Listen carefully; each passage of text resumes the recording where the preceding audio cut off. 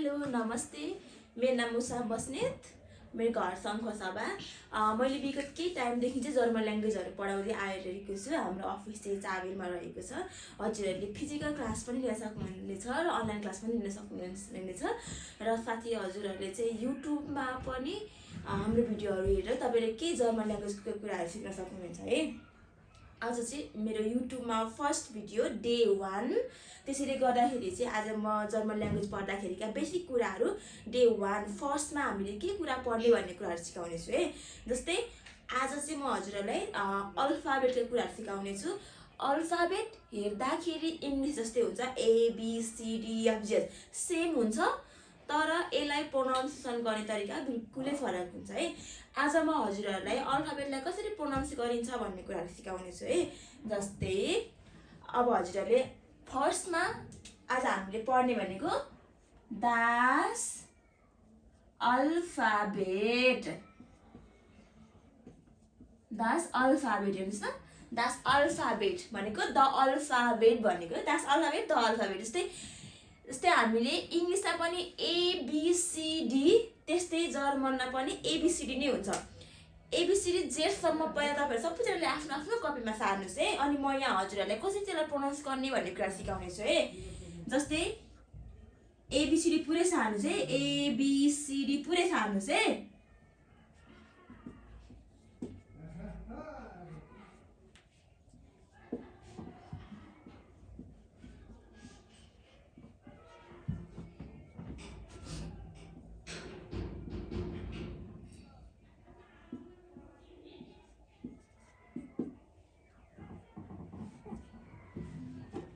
हेर्नुहोस् है, ABCD पुरै सार्नु भयो, जेसम्म सार्नुहोस् है, ABCD पुरै सार्नुहोस् है।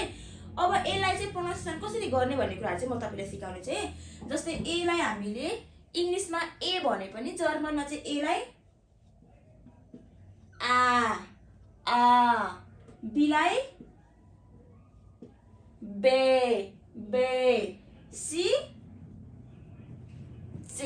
सीलाई हामीले के भन्यो चे, डीलाई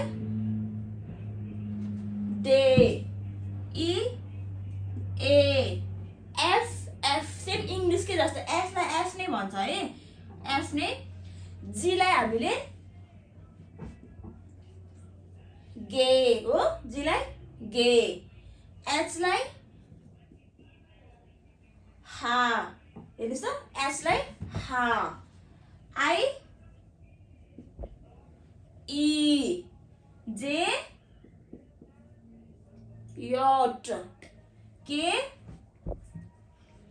का, L am an O same English जस्तो LMNO ठ्याक्कै इङ्ग्लिसको जस्तो, त्यही भएकाले मैले यहाँ नेपालीबाट लेख्दिनँ है।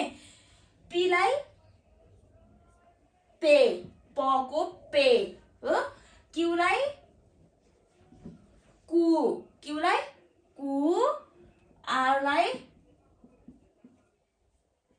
एरलाई चाहिँ एर, एस नै इङ्ग्लिसकै जस्तो सेम,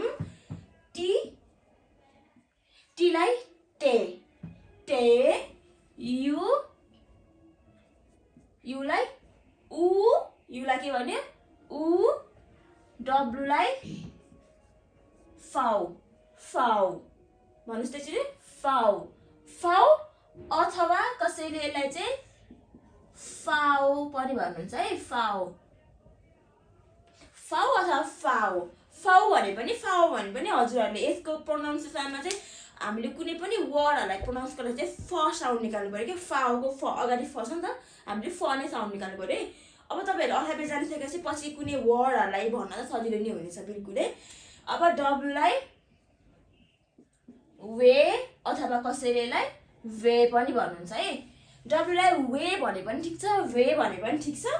अब कुनै वर्ड कसैले व प्रोनाउन्सिएसन निकाल्नुहुन्छ, कसैले भ प्रोनाउन्स निकाल्नुहुन्छ, केही फरक पर्दैन, तर अलिकति मेनली चाहिँ भ भन्दा पनि व धेरै प्रोनाउन्स हुन्छ, त्यही भएकाले वे भन्नुहोस् है तपाईँहरूले। एक्सलाई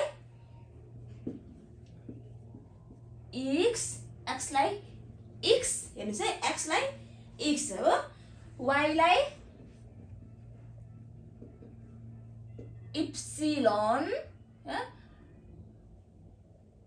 मेट्यो है यहाँ पक्नु चाहिँ इप्सिलोन वाइलाई इप्सिलोन है इप्सिलोन जेठलाई चैट हेर्नुस् त जेठलाई चैट अब एकचोटि म भन्ने छु तपाईहरुले म सँगसँगै भन्नुस् है एलाई आ बे से डे ए एफ गे हा ई यट का एल एम एन ओ पे क्यू आर एस टे उ फाउ वे एक्स इप्सिलोन